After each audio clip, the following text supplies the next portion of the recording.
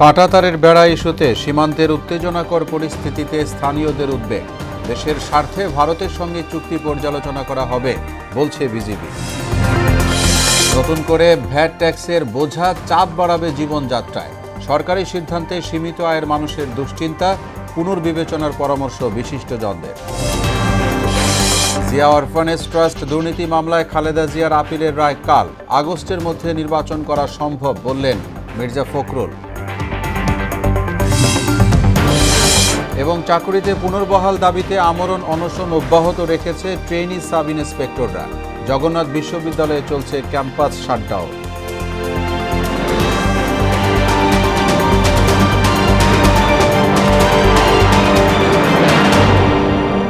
আসসালামু আলাইকুম। আমন্ত্রণ মোহনা সংবাদে। এতক্ষণ শুনছিলেন শিরোনাম। আপনাদের সঙ্গে আছি মোহাম্মদ ওয়ালিউল্লাহ। এবার বিস্তারিত। সীমান্তে কাঁটাতারের বেড়া নির্মাণ নিয়ে বাংলাদেশ ভারত সীমান্তে উত্তেজনা কাটছে না। দুদেশের সীমান্তরক্ষী বাহিনীর পাশাপাশি স্থানীয় বাসিন্দারাও অস্বস্তিতে পড়েছেন। বিজিবি বলছে 2010 সালের একটি চুক্তির আলোকে শূন্যরেখা বরাবর বেষ্টনী দিতে চায় বিএসএফ। চুক্তিটি 1975 সালের সমঝোতা স্মারকের সঙ্গে সাংঘর্ষিক উল্লেখ করে পারস্পরিক স্বার্থ রক্ষার ধারাগুলো পর্যালোচনা করা হচ্ছে বলে জানায় বিজিবি। সুমন খানের প্রতিবেদন, জানাচ্ছেন আফরিন পপি। লালমনিরহাটের দহগ্রাম সীমান্তবর্তী সরকারপাড়া গ্রামের শূন্যরেখায় 3 দিন আগে ফ্লাড লাইট স্থাপন ও কাঁটাতারের বেষ্টনী দেওয়া শুরু করে বিএসএফ, কিন্তু বিজিবির বাধায় তা সম্ভব হয়নি। কাজ অসমাপ্ত রেখে যাওয়ার পর অতিরিক্ত সৈন্য সরিয়ে নিয়েছে ভারতীয় বাহিনী। এরপর বিজিবিও অতিরিক্ত জওয়ানদের প্রত্যাহার করে নেয়। তবে নিরাপত্তার জন্য টহল জোরদার করা হয়েছে। উদ্বেগ আর উৎকণ্ঠা সঙ্গী করে ফের চাষাবাদ শুরু করেছে কৃষকরা। তাদের অভিযোগ, সীমান্তে কাঁটাতারের বেড়া স্থাপন হলে ক্ষতিগ্রস্ত হবে তারা। শূন্য রেখার মধ্যে এই বেড়া দিয়েছে, তাও বেড়া দিচ্ছে দেখ, তারপরে হ্যালোজিং দেয়, আমাদের আবাদের ক্ষতিগ্রস্ত হয়। ভারতের বিএসএফ আন্তর্জাতিক একটা আইনকে তারা লঙ্ঘন করেছে। আমাদের বর্ডারে আমি বাস করি, আমাদের এখানে বর্ডারে বেড়া কাটার বেড়া যাচ্ছে, আমাদের সুবিধা অসুবিধা আছে না। আমাদের গরু বাছুর ঘাস খায়, কি খায়। দহগ্রাম আঙ্গরপোতার যে এরিয়াটুকু আছে, তারা যদি বেড়া দিতে চায় তাহলে বেড়া তারা 150 গাছ আন্তর্জাতিক সীমারেখা মেনে যাতে বেড়া দেয়, তাহলে আমাদের কোনো সমস্যা নেই। বাংলাদেশ ভারত সীমান্ত পরিস্থিতি নিয়ে এ পর্যন্ত 4টি সমঝোতা স্মারক সই হয়েছে। এর মধ্যে 1975 সালের সমঝোতা স্মারকে রয়েছে সীমান্ত রেখা বা শূন্য রেখার উভয় দিকে 150 গজের মধ্যে প্রতিরক্ষা বিষয়ক কোনো কিছু করা যাবে না। 2010 সালে চুক্তির সময় বলা হয় 150 গজ নয়, ভারত চাইলে জিরো লাইনের মধ্যেই কাঁটাতারের বেড়া দিতে পারবে। দেশের স্বার্থ রক্ষায় ধারাগুলো পর্যালোচনা করা হচ্ছে। তার আগ পর্যন্ত কাজ বন্ধ রাখতে চায় বিজিবি। 2010 সালের একটা চুক্তির প্রেক্ষিতে তারা এখানে এই শূন্য লাইন বরাবর তার কাটার বেড়া দেওয়ার যে সুযোগটা পেয়েছে। পূর্বে কি হয়েছে সেটা হচ্ছে আমরা যাচাই বাছাই করে দেখব। যদি এটাকে আরো মোটিফিকেশনের দরকার হয় তাদের সাথে আমরা তাদেরকে আহ্বান জানাচ্ছি। আমরা আবারও বসবো, আবার আলোচনা করব। দুই দেশের স্বার্থ বা বাংলাদেশের স্বার্থকেই আমরা প্রাধান্য দিয়ে যেটা সিদ্ধান্তে যাওয়া যায় আমরা চেষ্টা করব ওই সিদ্ধান্তে যাওয়ার জন্য। সীমান্ত এলাকায় সবসময় শান্তিময় পরিস্থিতি বিরাজ করবে, এমন প্রত্যাশা সবার। আফরিন পপি, মোহনা সংবাদ। লালমনিরহাটের সীমান্ত পরিস্থিতি জানাতে আমাদের সঙ্গে সরাসরি যুক্ত হচ্ছেন সহকর্মী সুমন খান। আর সুমন, সীমান্ত পরিস্থিতি নিয়ে সবশেষ কি তথ্য আছে আপনার কাছে, সেই সাথে জানাবেন যে বিজিবি ও স্থানীয়রা কি বলছেন।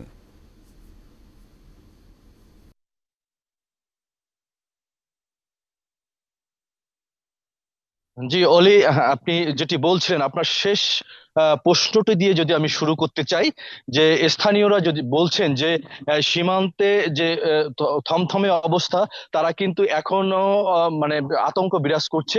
আমি যদি বলি যে কৃষকদের যে অভিযোগ, তারা কিন্তু গত 3 দিন ধরে খেতে খামারে কাজ করতে পারেনি এই আতঙ্কের কারণে। তবে গতকাল থেকে তারা মাঠে কাজ করতে শুরু করেছে। তো তার শুরু করলেও কিন্তু তারা উৎকণ্ঠার মাধ্যমেই কিন্তু তারা কাজ করছে মাঠে। তবে তারা আরো অভিযোগ করে বলছে যে যদি শূন্য রেখায় কাঁটাতারের বেড়া নির্মাণ করা হয়, তাদের পাশের জমিতে তারা যদি খেতে যদি আসে কাজ করতে, তাহলে বিজি অর্থাৎ বিএসএফরা, ভারতীয় বিএসএফরা তাদেরকে কিন্তু পাখির মতো গুলি করে মারবে, এমনটাও কিন্তু অভিযোগ রয়েছে। তবে যেটি আন্তর্জাতিক যে সীমারেখার মধ্যে 150 গজের ভিতরে যে ভারতীয় বিএসএফরা কাঁটাতারের বেড়া নির্মাণ করার কথা রয়েছে সেইটি যেন তারা বাস্তবায়ন করে, এটি তারা দাবি জানিয়েছে। আমি বিজিবির পক্ষ থেকে যেটি কথা বলে জেনেছি, তিনি জানিয়েছেন বিজিবির সহকারী মহাপরিচালক ওমর খসরু, উনি আমাদেরকে যেটি জানিয়েছেন যে এই কাঁটাতারের বেড়াকে নির্মাণ করে যে বর্ডারে উত্তেজনার সৃষ্টি হয়েছিল তা এখন বর্তমান স্বাভাবিক রয়েছে। দুই দেশের মধ্যে আলোচনা পর্যালোচনা হচ্ছে, সেই আলোচনা পর্যালোচনার মাধ্যমে একটা সিদ্ধান্তে আসা যাবে। তবে আপাতত কাজ কিন্তু সেই সীমান্তে বন্ধ রয়েছে। বন্ধ থাকার পরেও কিন্তু এই যে অতিরিক্ত যে সৈন্যরা ছিল বিএসএফ বিজিবি, দুই পক্ষের যে অতিরিক্ত সৈন্য মোতায়েন ছিল তাদেরকে কিন্তু সরিয়ে নেওয়া হয়েছে। তবে টহল কিন্তু জোরদার রয়েছে, এটি কিন্তু আমাদেরকে নিশ্চিত করেছে। আমি আরেকটি বিষয় যদি বলি যে এই কাঁটাতারের বেড়া নির্মাণকে ঘিরে, দহগ্রামকে নির্মাণকে ঘিরে ইতিমধ্যে কিন্তু হাই কমিশনারের মধ্যে চিঠি চালাচালি হয়েছে এবং পর্যায়ক্রমে আলোচনা শেষে তাদের একটি সুষ্ঠু সমাধান হবে দুই দেশের মধ্যে, এমনটাই কিন্তু তিনি আশা করছেন। তো অলি, সীমান্ত থেকে এই ছিল আমার কাছে শেষ খবর। অলি জি, সুমন, আপনাকে অনেক ধন্যবাদ আমাদের সঙ্গে যুক্ত হওয়ার জন্য। পণ্য সেবার উপর আরোপিত বাড়তি ভ্যাট ট্যাক্স মানুষের জীবনযাত্রায় উদ্বেগ বাড়িয়েছে। মূল্যস্ফীতির এ বাজারে সরকারের এমন সিদ্ধান্তকে মরার উপর খাঁড়ার ঘা বলছেন সীমিত ও নিম্ন আয়ের মানুষ। আর বিশিষ্টজনরা বলছেন এভাবে ভ্যাট ট্যাক্স বাড়ালে উৎপাদন ব্যয় ও পণ্যের দাম বাড়বে। কামাল হোসেনের ক্যামেরায় উষা ফেরদৌসের রিপোর্ট। চলতি 2024-25 অর্থ বছরের মাঝপথে এসে শতাধিক পণ্য ও সেবার ওপর ভ্যাট কর বাড়িয়েছে সরকার। তাতে দৈনন্দিন জীবনযাত্রার খরচ আরেক দফা বাড়বে বলে আশঙ্কা সাধারণ মানুষের। এমনি একটা দ্রব্যমূল্য বৃদ্ধির মধ্যে আছে, তারপর কর বাড়লে ওই দ্রব্যটা, যে দ্রব্যের করটা বাড়াবে সেই দ্রব্যের মূল্যটা বেড়ে যাবে। এমনিতেই হচ্ছে খুব গরিব দেশ আর কি, তো ওদের জন্য খুব সমস্যার হয়ে যায়। সম্পূরক শুল্ক বৃদ্ধির ফলে মুঠোফোনে কথা বলার খরচ আগের চেয়ে বাড়বে। এছাড়া ইন্টারনেট ব্যবহারের খরচও বেড়ে যাবে। সব ধরনের রেস্তোরাঁয় বিলের ওপর ভ্যাট 1 লাফে 10% বাড়িয়ে 15% করা হয়েছে। এতদিন এই হার ছিল 5%। তাতে 1000 টাকা খাবারের বিলে খরচ বাড়বে 100 টাকা। ভ্যাটটা বাড়ানো তো আমাদের জন্য সবসময় অসুবিধা হবে। যে আগে তো আমরা রেস্টুরেন্টে খেতে যেতাম, তখন দেখতাম যে ট্যাক্সের পরিমাণটা কম। এখন দেখতেছি যে 300 টাকার বেশি হলেই দেখতেছি যে 50+ টাকা এরকম ট্যাক্স দিতে লাগবে। মুঠোফোনে ট্যাক্স বাড়িয়েছে, এটা তো আমাদের সর্বস্তরে প্রভাব পড়বে। নেট কিনতে হয়, এটার জন্য অনেকের ওইখানেও তো খরচ বেড়ে যায়। বিস্কুট, জুস, ড্রিঙ্ক, ফলের রস, ইলেকট্রোলাইট ড্রিঙ্ক, কেক, আচার, টমেটো সস ও ক্যাচআপ এসব পণ্য ভেদে 15 থেকে 30% সম্পূরক শুল্ক এবং 15% ভ্যাট বসানো হয়েছে। প্রথমত তো ক্রেতারাই সাফার করবে, ওনাদের সাথে আমাদের দাম নিয়ে একটা বাকবিতণ্ডা তৈরি হবে। এনবিআর এর প্রজ্ঞাপন অনুযায়ী তালিকায় থাকা অর্ধশতাধিক পণ্যের ওপর সম্পূরক শুল্ক 10% বাড়ানো হয়েছে। শুল্ক কর বৃদ্ধির তালিকায় রয়েছে আমদানি করা কমলা লেবু, আঙ্গুর, আপেল ও নাশপাতি। এটা পার কেজি দিতে পারছে প্রায় 200 টাকা লাল আঙ্গুর। নাশপাতি আগে কিনছি 2200 টাকা, এখন হচ্ছে 2500 টাকা 9 কেজি ফল। চলতি অর্থ বছরের 5 মাসে রাজস্ব ঘাটতি 42,000 কোটি টাকা। এমন অবস্থায় বাড়তি রাজস্ব আদায়ের জন্য ভ্যাট বাড়ানো হয়েছে। দৈনন্দিন যেসব জিনিসগুলো ব্যবহার করি সেগুলোর দামও প্রায় দ্বিগুণ হয়ে যাবে। ফলশ্রুতিতে যেটা হতে পারে যে আমাদের যারা নিম্ন আয়ের মানুষ বা মধ্যবিত্ত যে মানুষগুলো আছে সেগুলোর উপর একটা বড় ধরনের প্রেশার আসবে। সাধারণ পিপল অথবা মধ্যবিত্ত বা নিম্নবিত্ত মানুষের উপরে প্রভাব ফেলে না, সেই জায়গায় যদি ভ্যাট ট্যাক্স বাড়ানো হতো তাহলে হয়তো বা আমরা যারা নিম্ন আয়ের মানুষগুলো আছে তারা হয়তো বা ভালো থাকতো। উষা ফেরদৌস, মোহনা সংবাদ, ঢাকা। জিয়া অরফানেজ ট্রাস্ট দুর্নীতি মামলায় 10 বছরের সাজার বিরুদ্ধে বিএনপি চেয়ারপারসন খালেদা জিয়ার আপিলের শুনানি শেষ হয়েছে। এ বিষয়ে আগামীকাল রায় ঘোষণা করবেন আপিল বিভাগ। সকালে প্রধান বিচারপতি সৈয়দ রেফাত আহমেদের নেতৃত্বাধীন আপিল বিভাগ শুনানি শেষে রায়ের জন্য এ দিন ধার্য করেন। খালেদা জিয়া সহ বাকি সব আসামিরা কাল খালাস পাবেন বলে আশা জানিয়েছেন খালেদা জিয়ার আইনজীবী জয়নুল আবেদিন। আগামীকালকে আল্লাহর রহমতে এই আদালত থেকে, দেশের সর্বোচ্চ আদালত থেকে আমরা ন্যায় বিচার পাব এবং তিনি সহ অন্যান্যরা খালাস পাবেন। সংস্কার কমিশনের প্রতিবেদন পেলে জুলাই আগস্টের মধ্যেই জাতীয় নির্বাচন সম্ভব বলে জানিয়েছেন বিএনপি মহাসচিব মির্জা ফখরুল ইসলাম আলমগীর। সকালে গুলশান চেয়ারপারসন অফিসে এক সংবাদ সম্মেলনে তিনি বলেন, দেশে নির্বাচন যত বিলম্বিত হবে ততই সমস্যা বাড়বে। জাতীয় নির্বাচন ছাড়া অন্য কোনো নির্বাচন দেশের জনগণ মেনে নেবে না বলেও জানান ফখরুল। নির্বাচন সংস্কার সংক্রান্ত যে কমিটি, সেটার মধ্যে রিপোর্ট এসে যাবে, হ্যাঁ কালকে দেবে। সুতরাং আমার মনে হয় না যে এটা আমরা আরো বিলম্বিত করার প্রয়োজন আছে, কারণ যত বিলম্ব হচ্ছে ততই রাজনৈতিক এবং অর্থনৈতিক সংকট আরো বৃদ্ধি পাচ্ছে। আমরা বারবার করে বলছি যে আসলে নির্বাচিত সরকারের কোনো বিকল্প নেই। সরকারকে আহ্বান জানাচ্ছি, নির্বাচন কমিশনকে আহ্বান জানাচ্ছি এবং রাজনৈতিক দলগুলোর প্রতি আহ্বান জানাচ্ছি যে দেশের বৃহত্তর স্বার্থে এই বছরের মাঝামাঝি সময় নির্বাচন অনুষ্ঠানের জন্য আমরা ব্যবস্থা নিতে পারি। কাফনের কাপড় বেঁধে চাকরিতে পুনর্বহালের দাবিতে আমরণ অনশন কর্মসূচি পালন অব্যাহত রেখেছেন পুলিশের 40তম ক্যাডেট সাব ইন্সপেক্টর ব্যাচ থেকে অব্যাহতিপ্রাপ্তরা। সচিবালয়ে ১ নং গেটের উল্টো রাস্তায় অনশন কর্মসূচি পালন করছেন তারা। সোমবার বিকেল 3:30টায় এক সংবাদ সম্মেলনে তারা আমরণ অনশনের ঘোষণা দেন। এর আগে রাজশাহী সারদায় পুলিশ একাডেমিতে শৃঙ্খলা ভঙ্গের দায়ে 321 এসআইকে অব্যাহতি দেওয়া হয়। অব্যাহতিপ্রাপ্তরা জানান, শৃঙ্খলা ভঙ্গের যে অভিযোগ তোলা হয়েছে তা কোনোভাবেই যুক্তিসঙ্গত নয়। শুধু আশ্বাস, মুখের আশ্বাস দিয়ে রাখছে যে হ্যাঁ আপনাদের বিষয়ে সিদ্ধান্ত নেওয়া হবে,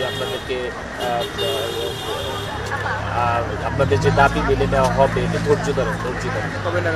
এরকম কোনো ডেটই বলতেছে না, কোনো নির্দিষ্ট কোনো তারিখ বলতেছে না, কোনো নির্দিষ্ট সময় বলতেছে না।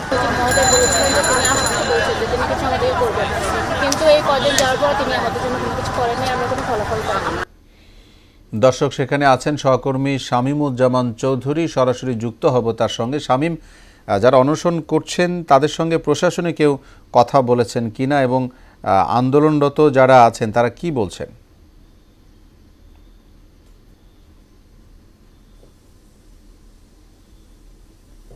যে এখন পর্যন্ত কিন্তু এখন দুপুর 1টা বাজে, এখন পর্যন্ত প্রশাসনিক কোনো কর্মকর্তা কিংবা স্বরাষ্ট্র মন্ত্রণালয়ের কোনো কর্মকর্তার সঙ্গে তারা সাক্ষাৎ করতে পারেননি এবং দ্বিতীয় দফায় কিন্তু গতকালকে চাকরি পুনর্বহালের দাবিতে তারা আন্দোলন শুরু করে এবং তারা আজকে কিন্তু কাফনের কাপড় বেঁধে কিন্তু তারা আমরণ কর্মসূচি পালনের ডাক দিয়েছে এবং তারা বলছেন যে তাদের চাকরি পুনর্বহাল না হওয়া পর্যন্ত তাদের যে আমরণ কর্মসূচি এটি অব্যাহত থাকবে। এবং আমি এখানে যারা আমরণ কর্মসূচি পালন করছেন তাদের সঙ্গে কথা বলার চেষ্টা করেছি এবং তারা বলেছেন যে আগামীকাল 40তম যে সাব ইন্সপেক্টর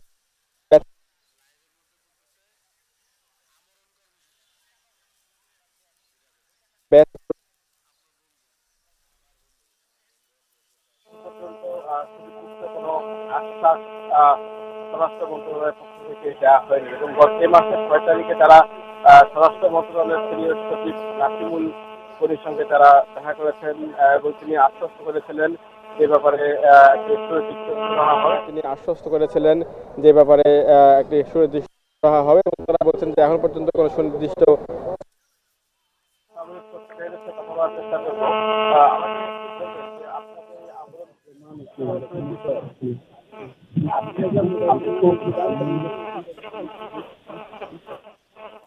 আপডেটটা একটু জানাবেন। সুনির্দিষ্ট আশ্বাস এখনো আমরা কোনোখান থেকে পাইনি।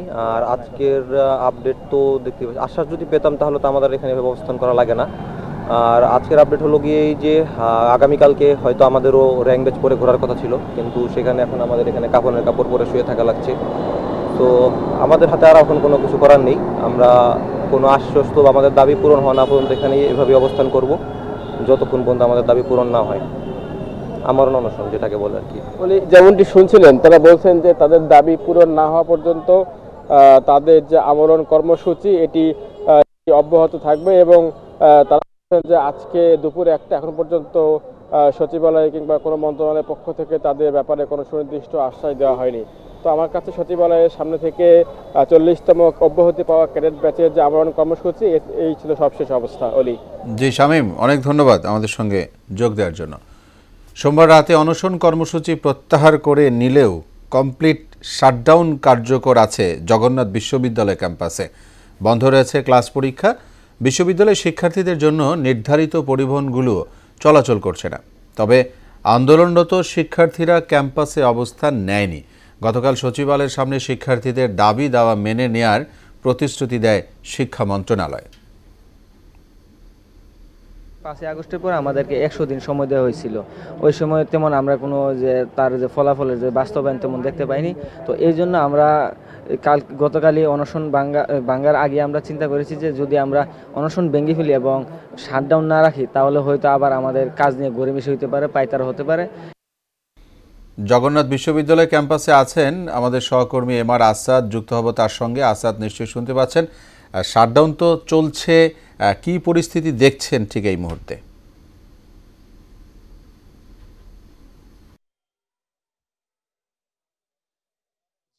গতকাল যে অনশন কর্মসূচি চলছিল সেটি কিন্তু তারা সাময়িকভাবে স্থগিত করেন। এর কারণ ছিল যে তাদেরকে এক ধরনের আশ্বাস বা প্রতিশ্রুতি প্রশাসনের পক্ষ থেকে দেয়া হয়েছে যে বুধবারের মধ্যে তারা একটি লিখিতভাবে আসলে তারা একটি আশ্বাসে যে বাস্তবায়ন সেটা তারা পাবেন। তাদের যে 3টি দফা ছিল এর মধ্যে প্রধান দফাটি ছিল যে দ্বিতীয় যে ক্যাম্পাস রয়েছে সেটি যেন সেনাবাহিনীর মাধ্যমে আসলে সেই পুরো নির্মাণাধীন যে প্রকল্পগুলো রয়েছে সেটা বাকি কাজটা যেন সেনাবাহিনীর হাতেই সম্পন্ন করা। এছাড়া আবাসন সংক্রান্ত বেশ কিছু দাবি তাদের রয়েছে, তাহলে মূলত আসলে তাদের আবাসন সমস্যাটা যেটা আসলে প্রকট সেটা যেন তাদের সমাধান করা হয়। এই জন্য আমাদের সঙ্গে আসলে যুক্ত রয়েছেন, আমাদের সঙ্গে একজন রয়েছে যে আন্দোলনরত শিক্ষার্থী যিনি রয়েছেন তার সঙ্গে আমরা একটু কথা বলছি।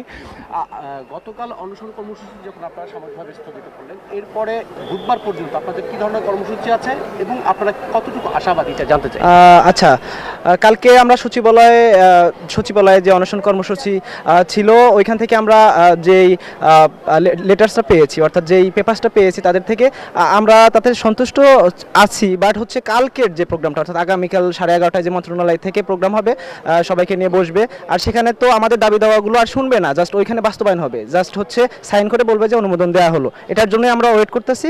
আর এই কালকে পর্যন্ত আমাদের শাটডাউন কর্মসূচি চলছে আমাদের ক্যাম্পাসে, প্রত্যেকটা ভবনে তালা মেরে দিয়েছি, জাস্ট ইমার্জেন্সি যেগুলো সার্ভিস আছে সেগুলো চলছে। আর কালকের মন্ত্রণালয়ের বৈঠকের পর যদি মনে হয় যে না আমাদের নেগেটিভিটি মানে ছড়াচ্ছে বা আমাদের দাবি দাওয়াগুলো সঠিকভাবে পূরণ হয় না, সেক্ষেত্রে আমাদের শাটডাউন কর্মসূচিও চলবে এবং হচ্ছে পরবর্তীতে আন্দোলন আরও গুরুতর হবে। Thank you. যে অলি আসলে তিনি যে বিষয়টি বলছিলেন যে এর আগেও বেশ কয়েকবার আসলে 5 আগস্টের পর থেকে বেশ কয়েকবার তাদেরকে আসলে সময় দেওয়া হয়েছিল, এর মধ্যে 100 দিন একটা সময়সীমাও তাদেরকে দেওয়া হয়েছিল, কিন্তু তাদের দাবিটা আসলে তখনও পূরণ হয়নি। সুতরাং তারা দাবি পূরণ না হলে পরবর্তী আন্দোলনের যে প্রস্তুতি সেটিও কিন্তু তারা রেখেছেন। অলি, জগন্নাথ বিশ্ববিদ্যালয় থেকে এ ছিল আমার কাছে সবশেষ খবর। জি আসাদ, ধন্যবাদ জানাচ্ছি আপনাকে। সংবাদে নিচ্ছি বিরতি, ফিরে এসে অন্যান্য সংবাদের সঙ্গে আরও যা থাকছে।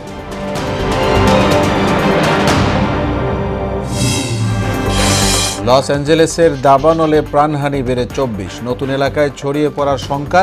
নাইজেরিয়াতে সশস্ত্র গোষ্ঠীর হামলায় নিহত 40। এবং সাকিব, তামিম আর লিটন বিহীন চ্যাম্পিয়ন্স ট্রফির সাফল্য নিয়ে শঙ্কায় সমর্থকরা। তরুণদের সুযোগ দেয়া ভালো সিদ্ধান্ত বললেন জাভেদ ওমর।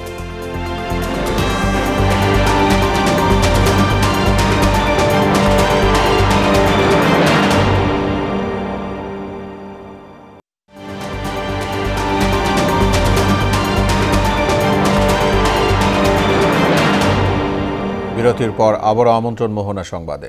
শীতপ্রবণ জেলা পঞ্চগড়ে বেড়েছে ঠান্ডার তীব্রতা। তাপমাত্রার পারদ নেমে দাঁড়িয়েছে 9 ডিগ্রির ঘরে। সকাল 6টায় তেঁতুলিয়ায় তাপমাত্রা রেকর্ড করা হয়েছে 9.8 ডিগ্রি সেলসিয়াস। বাতাসের আর্দ্রতা ছিল 99%। জেলার উপর দিয়ে আবারও বয়ে যাচ্ছে মৃদু শৈত্যপ্রবাহ। রাত থেকে সকাল পর্যন্ত জেলায় অনুভূত হচ্ছে কনকনে শীত। জানুয়ারিতে আরও কয়েকটি শৈত্যপ্রবাহ বয়ে যাবে বলে জানিয়েছে আবহাওয়া অধিদপ্তর। এবার দেশের বাইরের খবর। যুক্তরাষ্ট্রের ক্যালিফোর্নিয়ার লস অ্যাঞ্জেলেসে টানা 1 সপ্তাহ ধরে চলছে দাবানলের তাণ্ডব। মাঝে কিছুটা নিয়ন্ত্রণে এলেও আবার বাতাসের গতি বেড়ে নতুন করে দাবানল ছড়িয়ে পড়ার আশঙ্কা করছে আবহাওয়াবিদরা। এ পর্যন্ত দাবানলে 24 জনের মৃত্যু হয়েছে এবং নিখোঁজ রয়েছে 23 জন। এদিকে নাইজেরিয়াতে সশস্ত্র গোষ্ঠীর হামলায় কমপক্ষে 40 জন নিহত হয়েছে। নিহতদের সবাই কৃষক। বিস্তারিত কাজী শাহরিনের ডেস্ক রিপোর্টে। যুক্তরাষ্ট্রের ক্যালিফোর্নিয়ায় টানা 7 দিন ধরে চলা দাবানলের আগুনে ভস্মীভূত হয়েছে লস অ্যাঞ্জেলেস শহরের বিস্তীর্ণ এলাকা।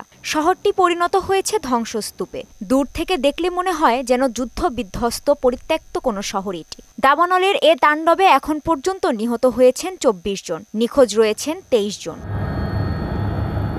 দাবানলে ইতোমধ্যে লস অ্যাঞ্জেলেসে 16,300 হেক্টর এলাকা পুড়ে গেছে। ধ্বংস হয়েছে 12,000-এরও বেশি অবকাঠামো। ক্যালিফোর্নিয়ার বন ও আগুন নিয়ন্ত্রণ বিভাগ জানিয়েছে এখনও 3টি দাবানল সক্রিয় রয়েছে। এর মধ্যে প্রশান্ত প্যালিসেডের আগুন ব্যাপক পরিসরে জ্বলছে। এর মাত্রা 13% নিয়ন্ত্রণে আনা সম্ভব হয়েছে।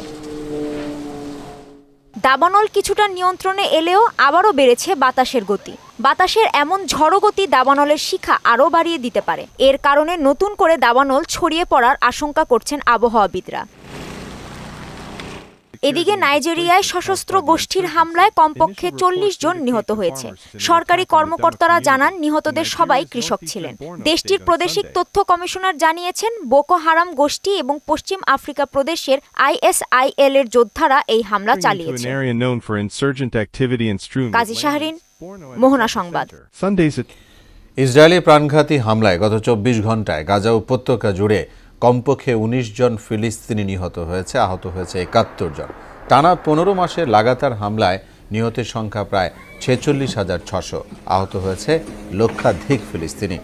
এদিকে বিবিসিকে দেয়া ফিলিস্তিনি কর্মকর্তাদের তথ্য মতে গাজায় যুদ্ধবিরতি এবং জিম্মিদের মুক্তি দিতে ইসরায়েলের সঙ্গে ফিলিস্তিনিদের স্বাধীনতাকামী সংগঠন হামাসের মধ্যে চুক্তির শর্ত চূড়ান্ত করা হচ্ছে। এবারে খেলার খবর, ক্রিকেট। চ্যাম্পিয়ন্স ট্রফি সামনে রেখে সাকিব, তামিম ও লিটনের মতো অভিজ্ঞ ক্রিকেটারদের ছাড়া কতটা সাফল্য আসতে পারে তা নিয়ে সংশয় জানিয়েছেন টাইগার ভক্তরা। তবে মুশফিক ও মাহমুদুল্লাহ দলে থাকায় ভালো কিছু করার আশা ছেড়ে দিচ্ছেন না তারা। সাবেক ক্রিকেটার জাভেদ ওমর বেলিম বলেছেন, বর্তমান প্রেক্ষাপটে তরুণ ক্রিকেটারদের জন্য চ্যাম্পিয়ন্স ট্রফিতে খেলার সুযোগ করে দিয়েছে, যা ভবিষ্যতে কাজে লাগবে। মুদাসসির আলীর প্রতিবেদন। চ্যাম্পিয়ন্স ট্রফির জন্য বিসিবি ঘোষিত দলে সব মিলিয়ে 30 ঊর্ধ্ব বয়সী ক্রিকেটার আছেন মাত্র 3 জন। এরা হলেন সৌম্য, মুশফিক ও মাহমুদুল্লাহ। বাকি সবার বয়স 30-এর নিচে। আবার এর মধ্যে শান্ত, মিরাজ ও তাসকিনের বৈশ্বিক ইভেন্টের অভিজ্ঞতা আছে। সবকিছু ছাপিয়ে ক্রিকেট ভক্তদের সবচেয়ে বড় আক্ষেপ হচ্ছে সাকিব আল হাসান, তামিম ইকবাল ও লিটন দাসের দলে না থাকা। বাংলাদেশ টিমটা বর্তমানে যেটা স্কোরটা ঘোষণা করা হয়েছে, এটা আমার কাছে তেমন মানে পাওয়ারফুল টিম মনে হয়। তামিম ইকবাল, সাকিব আল হাসান, ওনারা তো এখন তামিম ইকবাল তো হুট করে এই খেলা থেকে অবসরে ঘোষণা দিল। তারপরে হচ্ছে আপনার সাকিব আল হাসান, উনি তো এখন ব্যাট ফর্ম। তামিম ইকবাল তো হচ্ছে পঞ্চপাণ্ডবের সবচেয়ে বড় পাণ্ডবদের মধ্যে একজন। তো তার রিটায়ারমেন্টটা সবার কাছেই খারাপ লাগছে। লিটন দাসকে রাখলে পারে অনেকদিন ধরে সার্ভিস দিচ্ছে দলকে, হয়তো বা ফর্মে ছিল না, কিন্তু ওর বৈশ্বিক যেসব টুর্নামেন্টগুলো হয়েছে সেখানে মোটামুটি ভালোই ফর্ম ছিল। সেই হিসাবে লিটন দাসকে রাখা উচিত ছিল। লিটনের জায়গায় পারভেজ ইমনকে নিয়ে সংশয় রয়েছে অনেকে। আবার যেহেতু দলে মাহমুদুল্লাহ রিয়াদ ও মুশফিকুর রহিম আছেন, সেহেতু ভালো কিছু নিয়ে আশাবাদী তারা। সে তো অভিজ্ঞ একটা খেলোয়াড়, তার পরিবর্তে এখানে দেখা হয় যে পারভেজ হাসান ইমনকে রাখা হয়েছে। সে নতুন একজন খেলোয়াড় হয়ে যে ইন্টারন্যাশনাল, তো সে এখন ওয়ানডে অভিষেক হয়নি তার, সে কিভাবে সেটা মেকআপ করতে পারে? যেহেতু এক্সপিরিয়েন্স প্লেয়ার বা বাংলাদেশের 5 পাণ্ডবের ভিতরে এখনো 2 জন আছে, মাহমুদুল্লাহ, মুশফিকুর রহিম, অবশ্যই তারা ভালো খেলবে, আশা সবার কাছে আশা। বোলিং নিষেধাজ্ঞার কারণে কেবল ব্যাটার হিসেবে সাকিবকে দলে রাখা হয়নি। আবার তামিমের অবসর এবং লিটনের অফ ফর্মের কারণে বিসিবিকে এমনভাবে দল নির্বাচন করতে হয়েছে যেখানে অভিজ্ঞদের সংখ্যা কম। আবার তরুণদের মধ্যে কারো কারো ভালো কিছু করার সম্ভাবনা রয়েছে বলে মনে করেন সাবেক ক্রিকেটার জাভেদ ওমর বেলিম। আপনার বেশি অপশনস নাই, হয়তো 2টা ইস্যু ছিল, একটা হচ্ছে সাকিব, আর দ্বিতীয় হচ্ছে লিটনের বাদ পাওয়াটা, আর তৃতীয় হচ্ছে তামিম। ইয়াং আর সিনিয়র যদি একসাথে পারফর্ম করবে তখন র্যাঙ্কিংয়ে আমরা আরও উপরে উঠতে পারবো। মুদাসসির আলী, মোহনা সংবাদ, ঢাকা। এবার বিপিএল প্রসঙ্গ।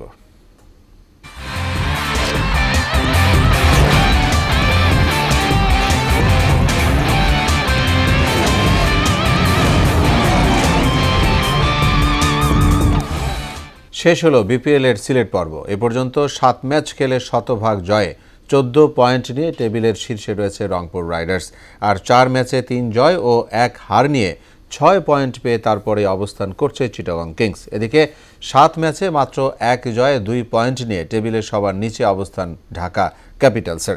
আগামী 16 তারিখ থেকে শুরু হচ্ছে বিপিএল এর চট্টগ্রাম পর্ব, যেখানে দিনের প্রথম ম্যাচে দুপুর 1:30টায় খেলবে ঢাকা ক্যাপিটালস ও ফরচুন বরিশাল এবং দ্বিতীয় ম্যাচে সন্ধ্যা 6:30টায় লড়বে খুলনা টাইগার্স ও চিটাগং কিংস। ফুটবলের খবর। ইংলিশ প্রিমিয়ার লিগে বাংলাদেশ সময় রাত 1:30টায় স্টামফোর্ড ব্রিজে বোর্নমাউথকে মোকাবেলা করবে চেলসি। আসরে গত 4 ম্যাচে জয়হীন থাকলেও ননি মাদুকেকে জেমস ও রোমিও লাভিয়া দলে ফেরায় জয়ের আশা জেগেছে ব্লু শিবিরে। একই সময়ে ব্রেন্টফোর্ডের বিপক্ষে মাঠে নামবে ম্যানচেস্টার সিটি। সিটিজেন জার্সিতে একসঙ্গে দেখা যেতে পারে হালান্ড, কেভিন দে ব্রুইনে ও ফোডেনকে। এদিকে রাত 2টায় সিটি গ্রাউন্ডে নটিংহাম ফরেস্টের মুখোমুখি হবে টেবিল টপার লিভারপুল। প্রিমিয়ার লিগে এর আগে এনফিল্ডে দলটির কাছে হেরেছিল অলরেডরা, যা এই পর্যন্ত তাদের একমাত্র পরাজয়। এ ছিল এখনকার মতো সংবাদ। শেষ করব তার আগে শিরোনামগুলো জানিয়ে দিব আরও একবার।